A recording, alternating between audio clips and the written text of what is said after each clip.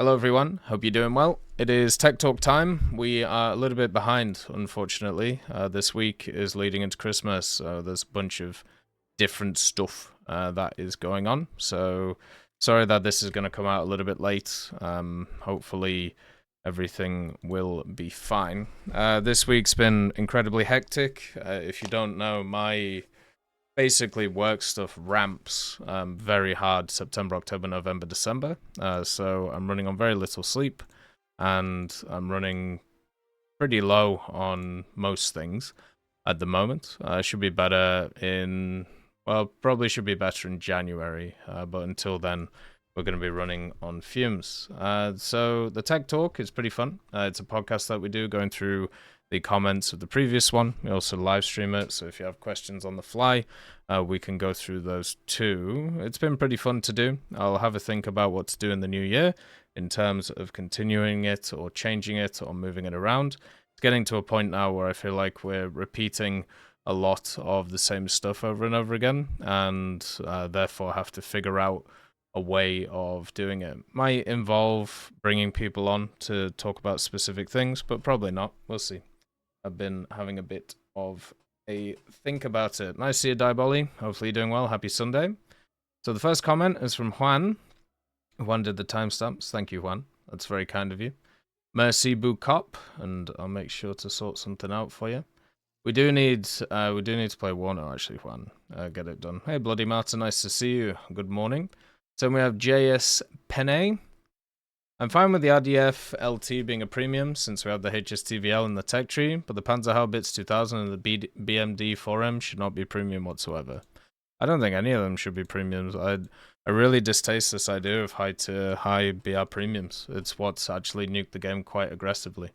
The Panzerhaubitze 2000 is one of the most anticipated unique vehicles for the German tech tree, and it would bring variety to the 8.0 lineup since Germany next best howitzer is the M109G.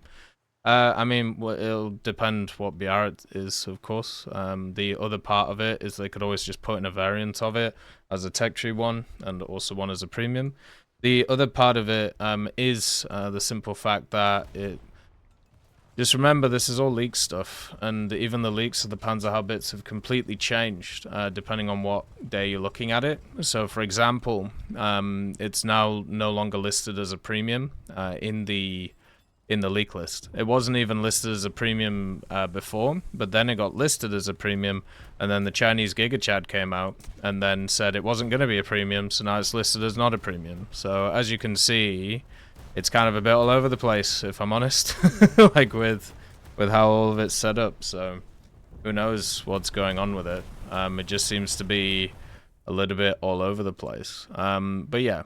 As always, leaks are nice to look at and everything, and I know a lot of them have been proven to be true, but do not forget that some of them do turn out to be false, especially when it comes to specific details like that. So I wouldn't be worried about it. You know, I would wait and see what's going to happen. When the BMD-4 was added, Gaijin promised they would still add other vehicles of the BMD designation to the game, though we have still not received any, and the BMD-4M is pretty much the only one that is very unique. I mean, it's not really that unique. Like, I suppose it depends on your definition, but I don't see these vehicles as unique because it's basically just the upgraded version of it, right? But the upgrade is like slightly better armor, and then also slightly better other things. Like, I think it has like a little bit better engine on it. The fact is, like, they could just stick it in the tech tree and it'd be fine. The main problem with adding something like the BMD-4M is you already have the 2S38, and you already have that really good premium 10-3 lineup. So I don't know why anybody would buy the BMD-4M. You know what I mean? It just seems like a weird thing to do. Like, why? What would you do with it? That would be my question. Furthermore, Russia has been starved of tech tree editions and hasn't received a tech tree tank non-SPAA since 1 year ago. The BMD-4M would make a very nice tank to help with Russia's lack of high-tier tech tree IFVs, and would give Russia players something new to play that isn't a premium or an SPAA. That's fair, but also at the same time, the the vehicles themselves, like they have the 2S25M, which is in the tech tree, which is pretty much going to be the same BR as the BMD-4M, or pretty much the same. So I don't. You also have the BMP-2M, which is a squadron vehicle that's really not that hard to get hold of either. But yeah, I think the reason why there hasn't been a lot of tech tree additions for Russia is because they were already insanely stacked, and and there wasn't really any need for them to add more stuff to it, if that makes sense. Like it's not as if like they are lacking tech tree stuff, right? So that's probably it. For me, I don't think it's a good premium, and I don't think it should be one. I think it would be much better if in the game it was in the standard tech tree, but not for the reasons given. It's probably the way to put it. I don't think Russia is starved of anything. I don't think they're in a bad position. I generally think they're quite strong. Where it's weird how the narratives are changing again, how we're going from, you know, Russia is incredibly biased towards, and Gagin obviously loves Russia, and now we have the why doesn't Gagin care about Russia anymore, and yeah, it's as I've said previously, it's just nice sometimes to be proven right about this whole like cyclical thing, and how it's just a mess to go through, and how none of it really actually shows what the reality is. It just kind of shows that people only play very specific stuff and only focus on them, you know. And that's pretty much it. So let's go here. Then we have Luca. How do you think they would be able to fix HESH? Give it the same values as overpressure. There you go. Done. Why not? I mean, overpressure is a stupid round. It makes no sense in terms of how it works. So let's just add HESH the same values. If HESH pens, it just kills anything behind it, no matter what it pens. Sure. Why not? Hey Toshio, nice to see you. Thank you for the subscription, MMEM. Thank you for continuing to support the channel. It's very much appreciated. Thank you very much. Nice to see you, TK. Hopefully you're doing okay today. But yeah, it saddens me looking the shell do absolutely nothing while you watch photos and reports of it causing massive damage to the tank it hit. But in War Thunder, it's a dice roll. Either you do damage or dogfire. APDS isn't great too, but it's better than before. Yeah, I mean, just give it the same values as overpressure. Who cares? Like if overpressure is allowed to hit a if a HE shell is allowed to hit a target, not pen that target, and then a secondary fragment, right? A secondary fragment pen that target, and then that is what, like, you know, does the damage or whatever to the system, then that's fine. Let's do that. Because that's ridiculous. Because the idea is that secondary fragment has the same penetration chance as the other thing, like as the initial vehicle. So let's do it like that. If SPHs and stuff like that are allowed to act in that way, then other vehicles should be able to act in that way either. Hey Night Blaster, nice to see you. You know, if things are allowed to be like that for HE, then just make it like that for HESH. Why not? Like it's a silly system. It makes absolutely no sense. But if it's already in the game and it already affects one shell, then just make it affect the other one, which is also a high explosive shell. Simple as. Hey Ryder, nice to see you. But yeah, the other thing that also has to be mentioned is if we get to a point where we buff every single shell, then everything just becomes an OTK kind of deal. And then basically TTK is the thing that people care about the most. And this is something that we talked about when APHE was going to get changed to a more realistic thing. The reason why a lot of people didn't want it being changed is because they like the fact that they can shoot a vehicle and one-shot it no matter where they penetrate, which is exactly the same issue with overpressure right now, even if you don't penetrate in that specific spot that you fire it. So the unfortunate thing about it is stuff like that will always be favored just because people want to do more damage and they see themselves in the offensive nature and never see themselves in the defensive nature, which is more likely to be the case, especially against specific vehicles. So there's a lot of things in the game that I've talked about where for me it's just more, okay, you know what, let's just do silly things, and if those silly things don't work, then we at least tried it, because I'm sick of hearing about them after I don't even know how many years, like 8, 9, 10 years at this point. So I think it's probably better to just do it like that. I don't see the issue with doing anything in terms of, or I don't see an issue of negatively doing stuff like that. So why not go a bit crazy? Go a bit loco in the cocoa. Why not? So then we have the next one, which is Kakaprut. Hi Tech, hello. Couldn't we imagine that to give a role to anti-radar missiles, radar stations with SAMs linked to are added in higher tiers to air bases and ground RB and SB and air RB and SB? Yeah, I mean, I'm sure that's a plan that they've thought about. But the issue I've seen with this, right, and I was thinking about this before, because I don't know how many of you played the dev server when what's the word? When the last dev server with the SU-34 and the F-15. So the reason why they removed the Grom, the version of the Grom that they did, because there's two versions of the Grom, right? There's the Grom 1 and the Grom 2. The big difference between them, and there's the Grom 1 is kind of rocket assisted, or like it has an engine on it, whereas the other one is just a glide bomb, right? Anti-Griefer, nice to see. So the problem that happened is you could take off from an airfield with the rocket assisted one, or the Grom 1, I believe it was. You could take off, use your multifunction menu, and just bang, bang, bang, target point, fire the missiles. And then just do that, and then go back to the airfield, and then just do it again. Right? Like, you could just do that over and over again, which is pretty crazy. And that's why they had to remove them, because they fundamentally broke the game. Like, there wasn't even it wasn't even like a thing. And also, imagine on a lot of the maps, which are pretty much like standardized nowadays, you could easily create a script which could shoot specific areas of the map as you take off. So bang, bang, bang, bang, bang, land, bang, bang, bang, bang, bang, land. And you wouldn't really be able to tell if it's a computer doing it or if it's a player doing it, because technically a player could do all those things, right? They might just have everything written down and just ding, ding, ding, ding, ding, done.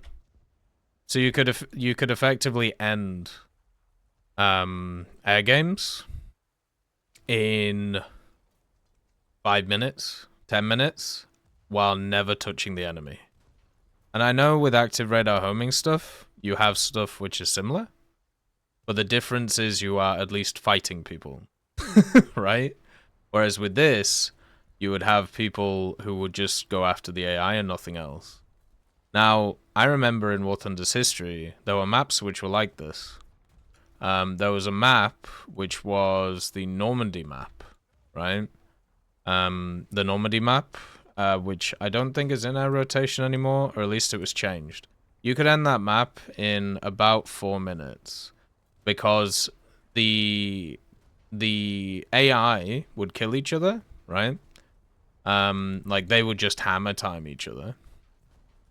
And then also what would happen is you could come in with a strike aircraft and hit it too. There's a desert map where you can do the same thing as well, where you can just straight up, like, destroy everything super quickly. So it's something that is there on both sides of it, and if you add like stuff like that to the game, it will end it very, very quickly. And I think that's something they're worried about with active radar homing missiles. If you make, because the early active radar homing missiles, stuff like the Shrike, for example, they're designed for very large radar stations. So what happens when you create this, right? And basically either one team has the active radar homing and the other team doesn't, then you probably can't take out those radar stations, right? Or the other thing happens, where what you have is a situation where you can kill them so easily from such a range that they don't even matter. And then if one side doesn't have, you know, the capabilities to do that, and maybe they have to get close and have to deal with missiles or something like that, then they're just gonna get nuked because, you know, they'll lose on the tickets. So it's a problem with all of these different things, right? Like it's an issue on how you balance something like that. So yeah, they could easily I mean they've talked about it 3 or 4 times in like Q&As and dev blogs and stuff like that. They've never actually discussed how the way that they see them. They've just talked about like how they functionally work and like trying to implement them in the game. But they've never actually sat down, I don't think, and explained how they want to see them in the game. And that is the bit which I'm sure they're trying to figure out. But they'll eventually come. It's just how do you implement them, and how do you implement them in a more interesting way than what exists? Because the way things exist right now is it just wouldn't really be very fun for anybody. But yeah. But yeah. As always with War Thunder, things will be added as they always are. So we have Maxwell. Hi, last comment this time, I swear. This is my take on the historical matchmaking and the parallel ideas. I'm sure you'll agree. Fully historical based, hell no. I don't want to face T-32s in my Panther Gs, nor Leopard 1s in my blah blah blah. Technology based, have fun facing King Tigers in a Comet. Tiger 2H doesn't have any new technology, so it could be at the same BR as IS-4M and the Churchills at the same time. Technology based doesn't make any sense either, because it depends on the specific technology you're talking about, and also different nations just didn't have access to that type of technology, so you just have huge gaps. It just wouldn't work. Mixture of both. That would require a complex system that combines the vehicle characteristics and the score. A rating, one would say. Yeah, I get what you're saying. But yeah, the historical, like, Gaijin does basically what needs to be done in terms of the whole balancing of historical matchmaking and also with the parts. There's nothing that they can really do that's any better. If anything, I would actually say they have a bit of a problem in terms of there is some people in the balance department or whoever makes these decisions who still agrees with the whole idea of historical matchmaking, because that's why stuff like the M113A1 toes are still way high in BR compared to where they should be. And always go up because they have an ATGM, and ATGMs are really powerful and a modern, you know, thing. So it's just kind of how it is.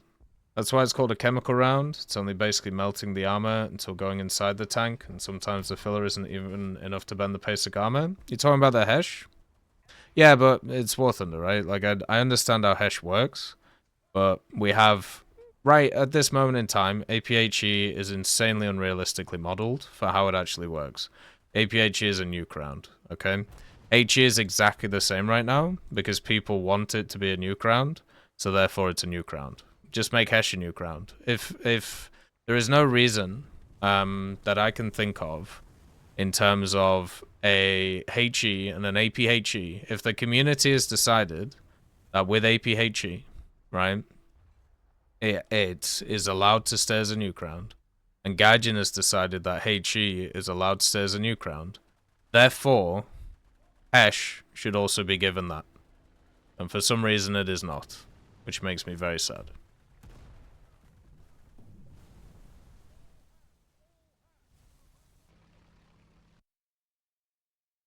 Alright, then we have Flyboy Joe. To be honest, I want the Stug 4. I don't really care about top tier or meta vehicles. I want mid tier and low tier stuff. I don't want to wait years for it to be an anniversary vehicle either.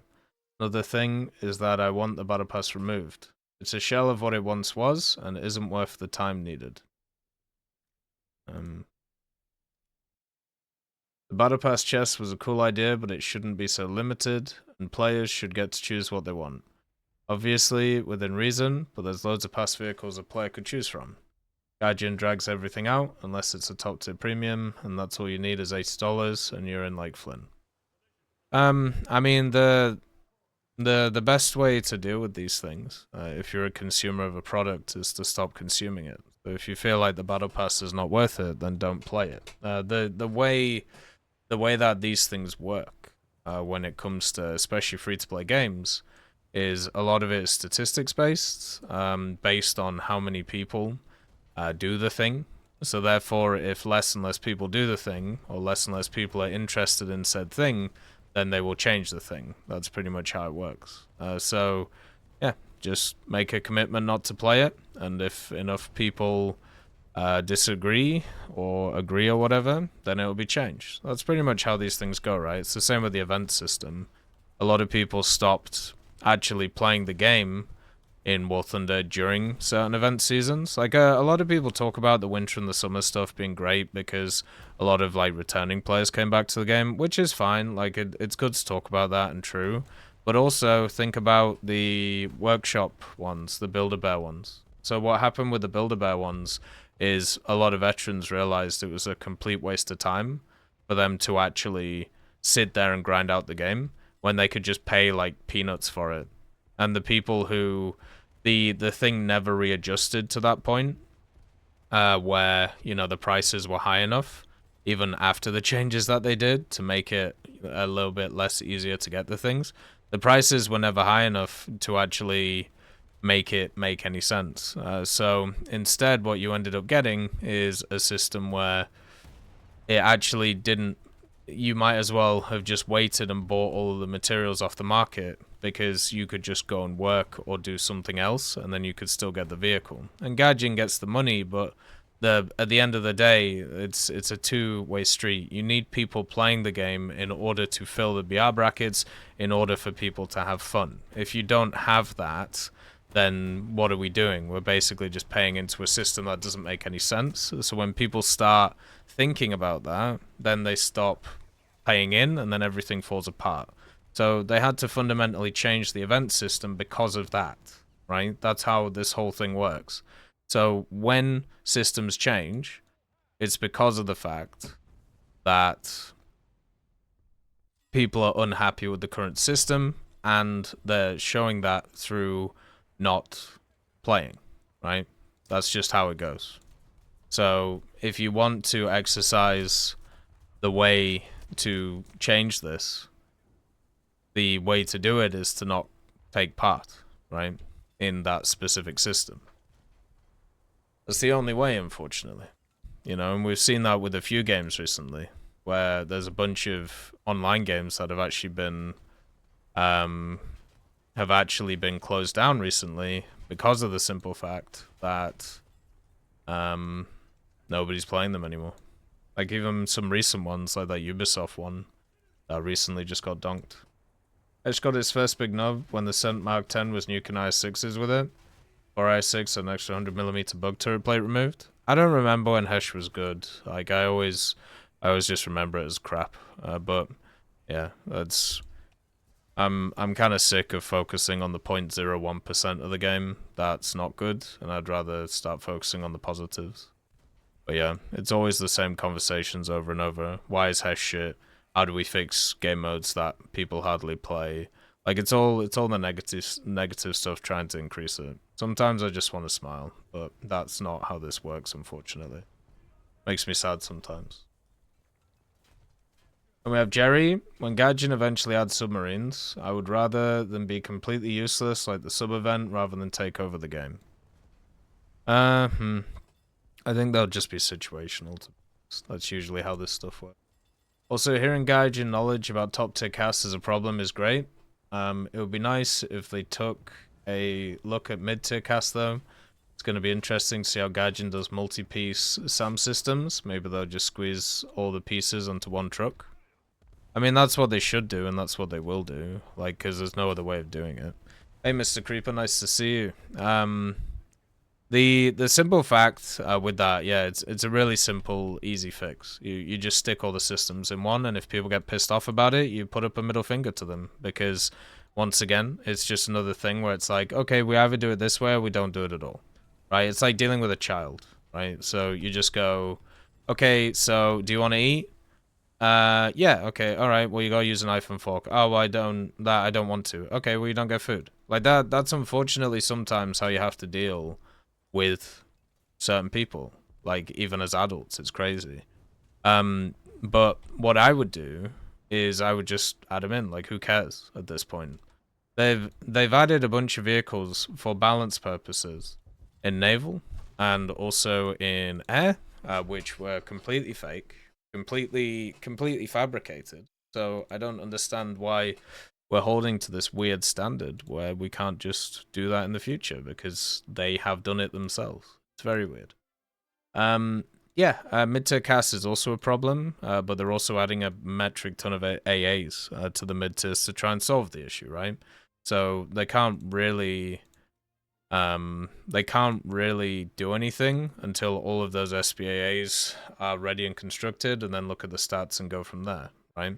Like that's pretty much what they're trying to do. That's why they've added all the rapid fire 20s and 30s and even like the Afghansky, like stuff like that. It's all in a way trying to fix the problem that they've created. The top tier stuff they talked about at the start of the year, which is kind of funny that we've had 5 updates or 4 updates and about to have the 5th, and the problem is still the same issue. BVD actually did an interview at the start of the year.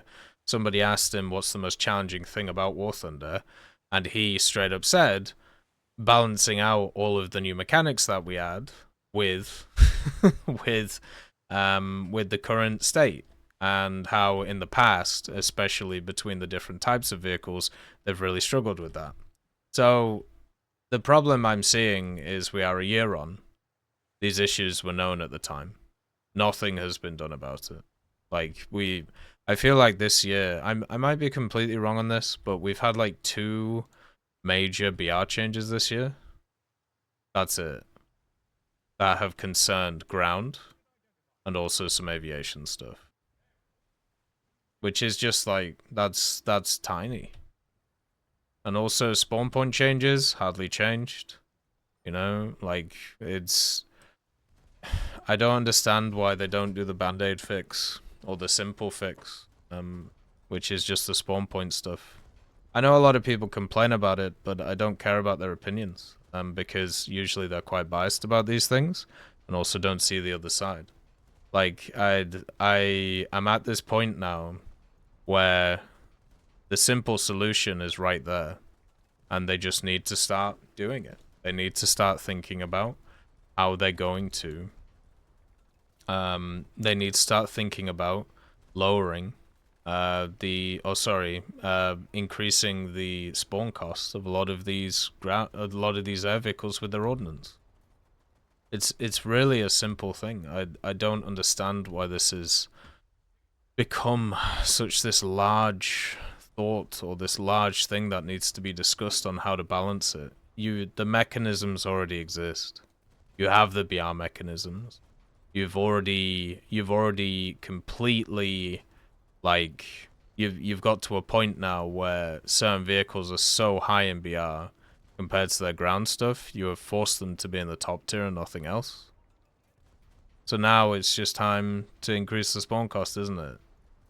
Until you bring in these supposedly new vehicles that will once again somehow fix this, even though that's never happened in the history of War Thunder. Will TIECast be good? Yes. It will help Japan immensely. Could there be a reason they haven't done it yet? Is there a way they're earning money from having the issues still in the game? No, if anything, it's making it worse because, as we've talked about before, if the gameplay isn't fun or isn't entertaining, then what ends up happening is people leave. And then people ask them about, oh, well, do you like playing this? Do you not like playing this? And then they go, no. So then people don't play it anymore. Then you get a bunch of negative reviews, and then people don't spend money on the game. That's how it works, But no, the simple fact with it is this vehicle is so fucking. The simple fact with it is the reason they probably haven't done it is because they don't want to screw the status quo. They've talked about it before, where if you fundamentally change how systems work quickly, it can nuke the whole system, right? Like we've talked about it with BRs and a bunch of other stuff. Like it's one of those problems that you have where you can't make these big sweeping changes that sometimes you have to make, because it means that they can end up in a situation where the people who enjoyed it before no longer play, and then the people who didn't enjoy it before are already gone, so they don't come back. So it kind of destroys the whole thing, right? So you have to do like incremental changes to these things. But at the moment, they're not even doing that. They're just saying it's a problem and just leaving it at that. So hopefully in the new year, we'll see something. But at this point, it's just made the whole experience untenable. That's the way to put it. So we have common sense. Hey Tech, glad to hear you're going to give the Kafir C7 a go. Yeah, we'll do eventually. Been playing their 4E right now. I sucked it in the last event, but since gotten a lot better in it. Now that it's half spaded, of course. And to be honest, I'm not sure why, but I've gotten way better in RRB in general, which is weird, because I've only been playing RRB this year, the last 2 events, and have been really concentrating on ground RB. Finally got my top tier bonus in ground, so it's helping the grind big time. I guess my question is, have they slightly changed the flight model of RRB? It just seems slightly easier to control aircraft than it did before. Maybe it's an Xbox thing. Maybe it's an Xbox thing, or maybe it's just taking a break from things sometimes. It's a catalyst for improvement when you go back to it. Glad to see you picked up Mad Max. It's one of my favorite all-time apocalypse survival games. Yeah, I'm going to give it a go. I'm looking forward to it. It's simple but great. Limited ammo, where you have to plan your shotgun targets, and great beat 'em up for the rest, and the cars are amazing. That's all for today, and as always, cheers. Well, thank you. I don't think they have changed anything. It might be the fact that you're a bit more relaxed playing it. It might be the fact that, you know, maybe something in the update changed smoothness, or I don't know. Like, it's always hard for me to look at console stuff because of the fact that I don't play it a lot, so I don't know like the differences or intricacies between it. I know in the last update I had a bunch of issues in terms of, you know, trying to make the game work, but other people seem to have had a good time with it. For me, I've got it to a point where it works now, so I'm I'm much happier than I was. When this update came out, I had a very big sinking feeling, just because of the fact I couldn't get stuff to work, but now we're here. Hey Kiss Jack, nice to see you. Hopefully you're doing good today. Hopefully everything's okay. Happy Sunday. Hopefully life is good. But no, it's great to hear that you're doing well. Like for me, the major ones was obviously sorting out the F4E, which I still can't believe how expensive it is to research. It's kind of put me off playing a lot of those planes. It's going to take me ages to go through them. Like another thing that we just need some research reductions. Like I don't know else what to say. 10.3 vehicles are the same research cost basically as 13.7s in terms of modification research. It's nuts. Like it's just crazy. I don't know what's going on. But then we also have a few other things, like, you know, playing the SG-17 was pretty negative. This week has just been very, very, very, very busy for me, and it worries me for the next few weeks, because everything's going to be very hectic. Hopefully I can get everything done. We shall see. But glad you're doing well. Then we have Mean Greenie. Hi, Tech. Hello. It'll be interesting to see if there's a step change in the number of War Thunder players online when Battle.eye comes in. Why would that change? Do you mean like, will it catch more cheaters or something? I don't know the difference between them. I talked about this before in terms of how all this stuff goes. So for me, when I look at stuff like Battle.eye, I have no idea the implications of it compared to using anti-cheat. I've tried to stay as far away from learning about anti-cheats as possible, just because I find it very dull and boring, but also the fact that I honestly have a real problem with the way that they handle like the data of the machines and also how they learn. Like the simple fact is, right, the amount of information the anti-cheats have access to on your computer is nuts. And I don't know how many people know how high it is or even understand how high it is. And the other part of it, which I think is more interesting, is I've never seen any data on whether it actually even helps having that level of access on the PC compared to, compared to it just, being a standard anti-cheat, like kind of like Blizzard games and stuff like that. Like everybody always points towards Riot Vanguard as being this like fantastic anti-cheat, but there's still people who cheat on it all the time, and there's still, they just get around the system by running two PCs together. So I don't understand how good it is to give away that much information, because it's a level of trust that you are forced into with like a third party of the game, right?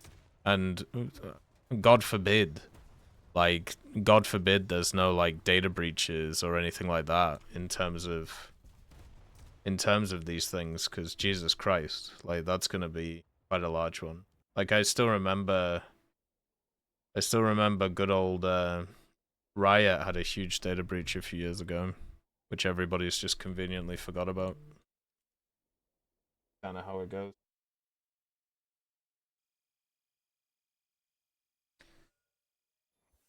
Aren't anti-cheat systems kernel level access?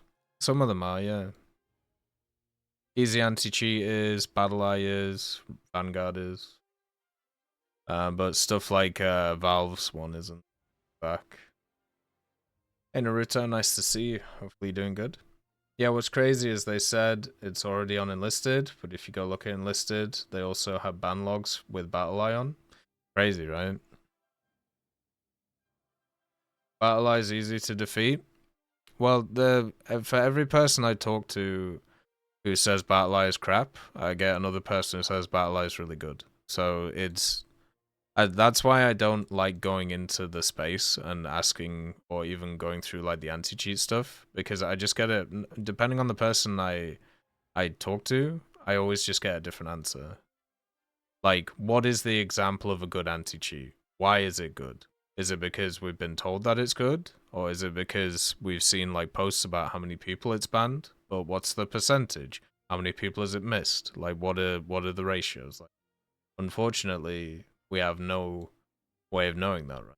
And that's why it's really hard to go through. It's really hard for me to like understand like what each of the things is to prevent script kids. Yeah, that's true, but Easy Anti-Cheat does that as well. So, that's the thing. Like how I need to kind of like sit down at some point and work out the difference between the two. Sorry, I just have to move some files really quick. But yeah, I don't know if it'll change. I don't think it will change any of the. I don't think it'll change any of the stuff. Like I don't think it'll make a huge difference either way. Just one of those things that's interesting to think about in terms of, what's going to go on. All right, let's do that. There really isn't a good anti-cheat because there's a constant war. And now that AI is here, it's going to become an AI. Right, okay, so we don't have a standard of a good anti-cheat. So what's the point? It's a worthless conversation then. If you don't have a foundation or a control, what do we know what's good or what's bad? And if the answer is everything's bad, all right, well, it don't matter then. So we have Thunderspring. Hello, EC. I don't hope you're doing bad. Wanted to apologize for the confusion I caused by part of my comment last week. It was actually a draft and I didn't have time to correct it. Oh, comment was longer than I intended and wanted to go back and rewrite it, but I forgot. Right. I left the really long naval change list last week. I do generally try to get you to chuckle a lot of the time, but I do try to make actual points. Humor is an interesting part of, I don't know. What I mean about the change to bots was supposed to be more bots should target closest targets with to their proximity first. Have a maximum targeting range, whereas you don't have the situation that you're on a coaster boat destroyer on one end of the map and you see 370 battleship bots cross maps you at the exact same time when the other. It's particularly strange having that happen when they're completely surrounded by teammates 5 or 6 miles away and they're on fire and sinking and still target me. I get that, yeah. So I think it's the bot logic could definitely be improved. I'm a bit worried about them making it as simple as that though, because if they do, you know what people are gonna do. They're just gonna abuse it, right? That's pretty much that's pretty much how it's gonna work. Like, and I prefer it to be a bit more random, even though it can be sometimes frustrating because of that randomness. But if they make it so it does the same thing every time, people just are gonna, you know, then it's very easy to play around. I'm starting to ask the question, are the system bots independent from each other, or is it that one bot sees you and targets you? Does that mean all bots know where you are? Do the bots have a hive mind? They probably all have the same coding. But I have no idea. I remember what used to happen with the scripts that people used to run in Naval. One of the big things that people used to do is the bot would target the first player that it sees. So the moment it spawns, it would target a person. And then it would continue to target that person until they died or until the bot died, right? So basically, it was whoever died first kind of deal, and they would do that the whole map. So there was circumstances, and this used to happen a lot on stream when we were doing the naval events, and it actually made them quite annoying to play. But basically, what you would have is a guy would spawn or a vehicle would spawn, and then it would target you because you were the first to spawn on your team, and then all of the bots would target you because they'd be the first person that they see. This led to people actually starting to wait like 5 to 10 seconds to spawn in, so therefore the bots would not target them. And I don't mean like gadget bots, I mean like player bots, you know, when people were cheating, and still do, by the way, in Naval. So yeah, they're a little bit more sophisticated nowadays. They actually move when you shoot at them. Yeah, that's pretty much what used to happen. I don't know how gadget stuff works. I don't know if that's public. I don't even know how to look for that in the code. There must be a way, otherwise it won't be there. Also, what I meant by the airbot AI to fly around at random was that I really meant like 3 or 4 planes max. It was really an idea for the sake of immersion, and if you saw Team AI diving on something behind an island and you see AA, you know there is something there. So the enemy battleships would be indirectly spotted. I've had matches where in a battleship Lorraine, trying to cross the map and being so slow I got bored.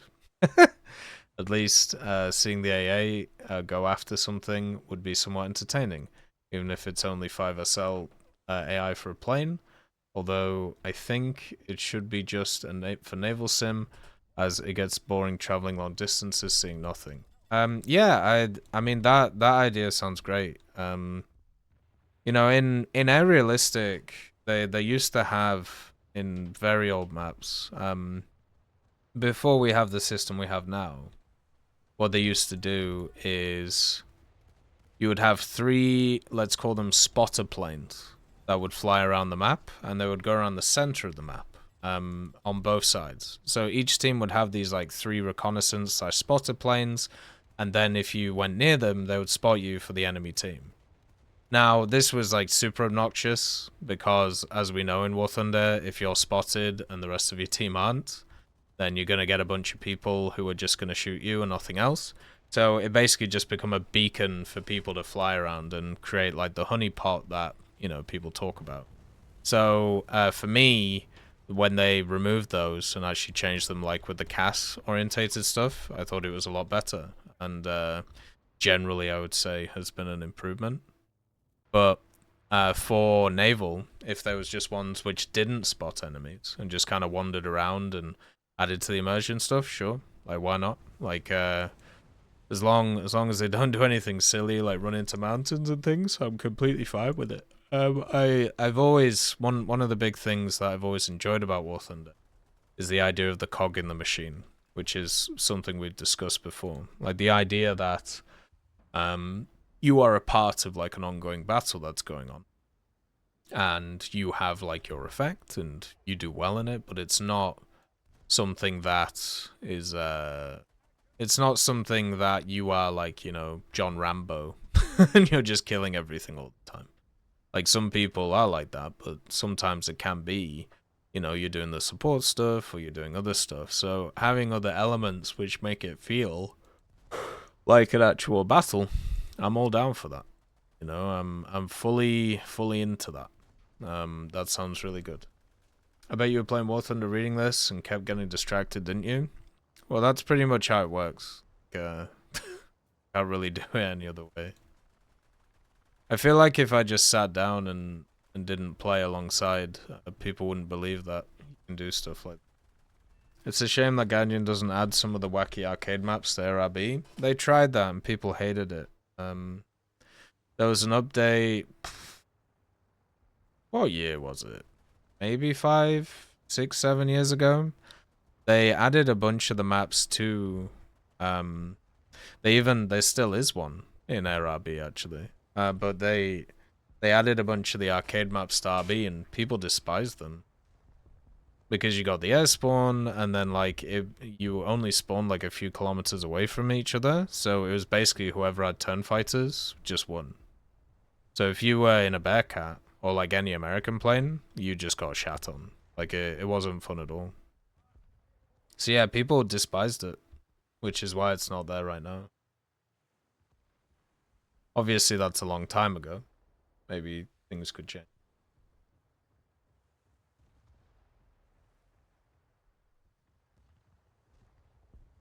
Then we have WD Gaming. Do you have any ideas on how to not die instantly when you're in a plane in naval? Every time I try to get the bomb off, I just get evaporated, but what I can only describe as the Death Star.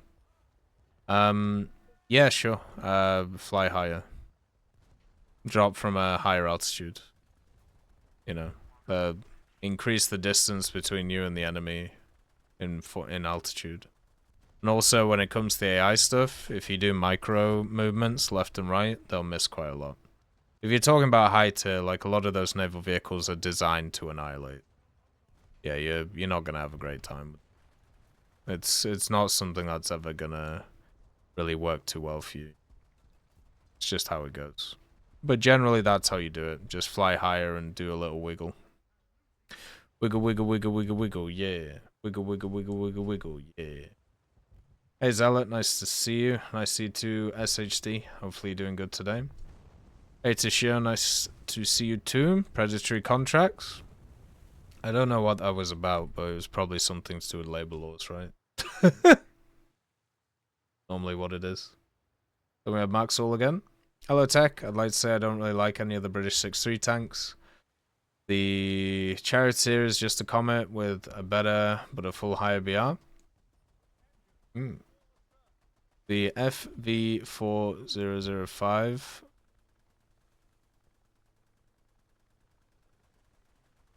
Oh, oh, still alive.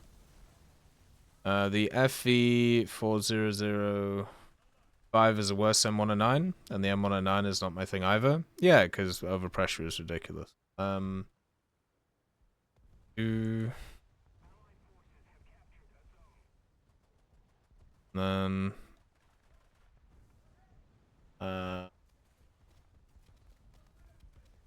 I want to read through this.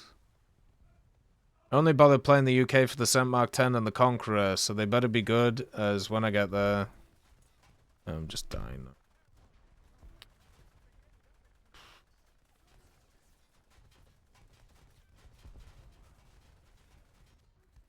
Wonderful.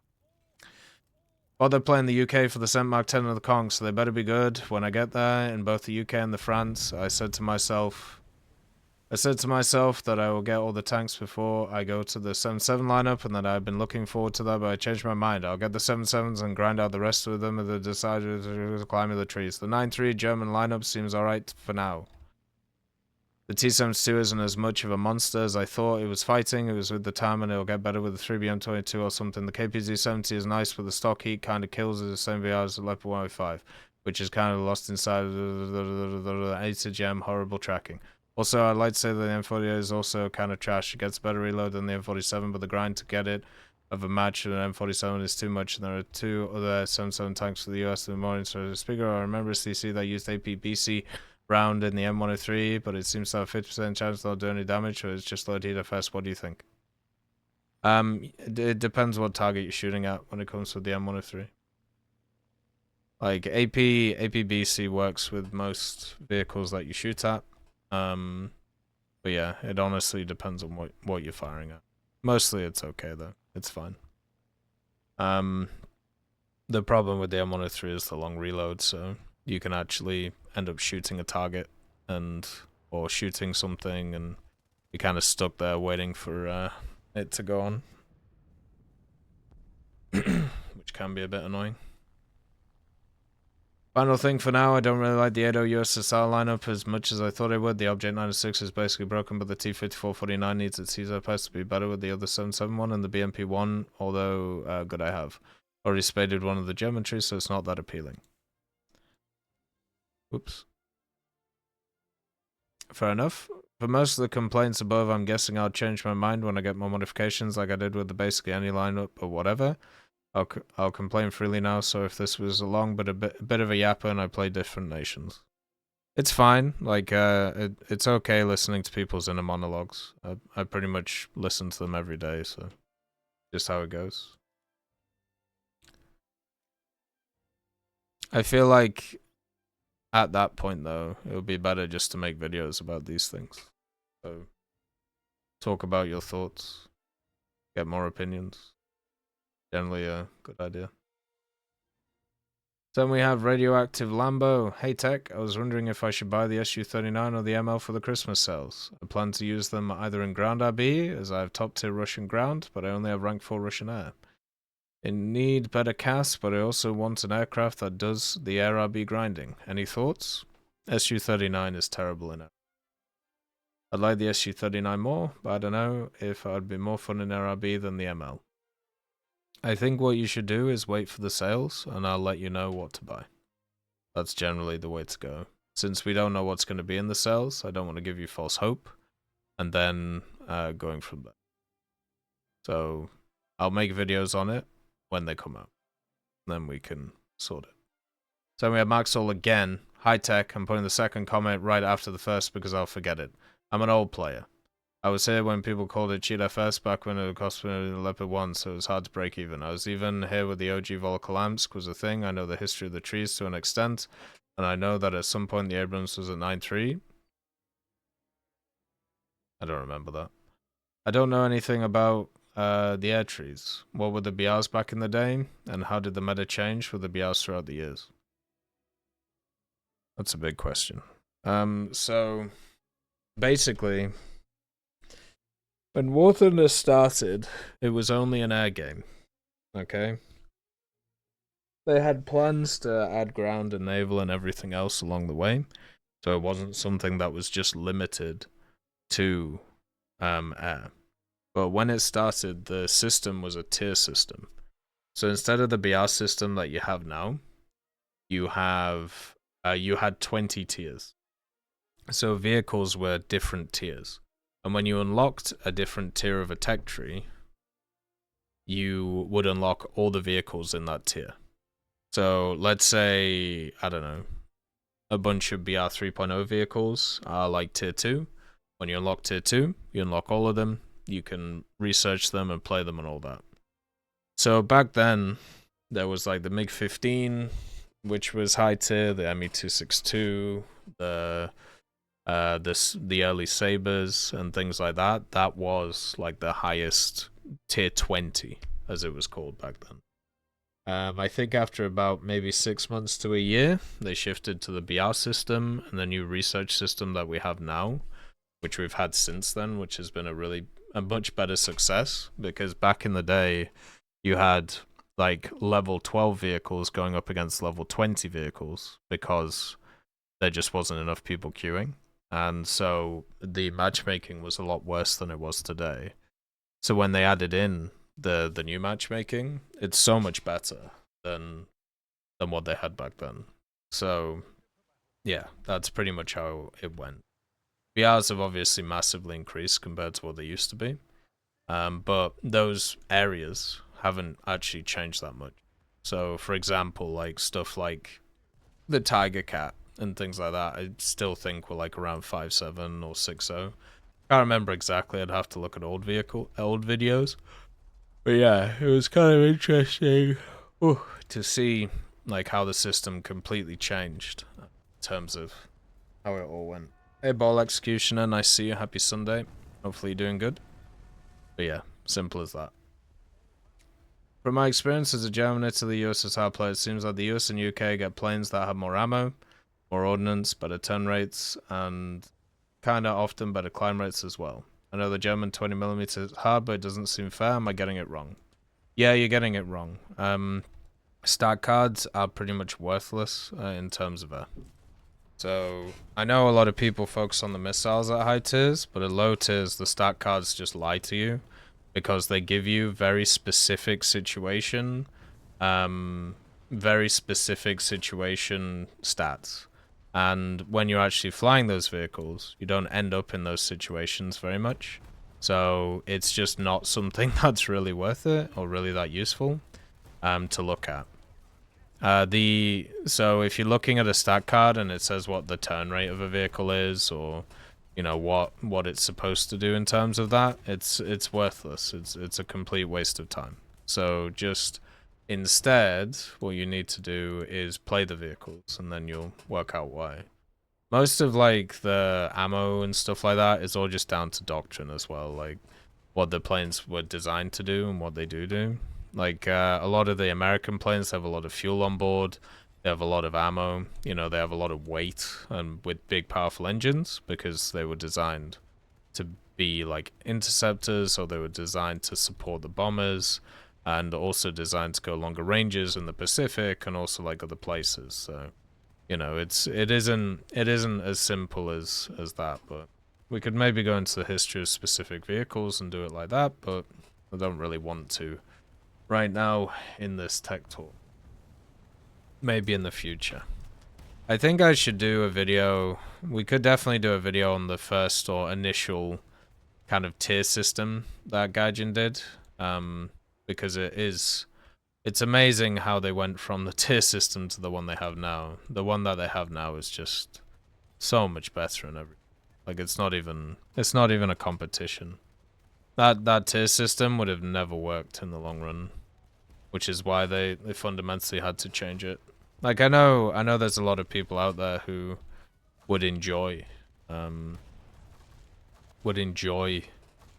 having, you know, being able to like research a rank and then getting all the vehicles in that rank, but there was so many more things that were intricate about that system that just didn't work. Like the game was so much more compressed in terms of that. It's pretty nuts. Okay. And then the last one is Ashton Hamilton. It just says 1 minute. So there you go. I'm guessing meant to do timestamps and then just do any of it. Yeah, there you go. There's the tech talk. Not a ton to go through today, but also, as I said, I apologize, but I'm just not feeling it. Like I'm very drained this week. It's been a long one. We've got through a lot. And we finished Stalker 2, which was nice. We started the Indiana Jones game, which has just been very poor in terms of what I personally want out of a game. Like I don't need a movie, I need a game. And then the other part is obviously the event and playing some pretty crappy vehicles while going through it, but we'll improve as we do. But anyway, look after yourselves. Peace be with you. See you soon.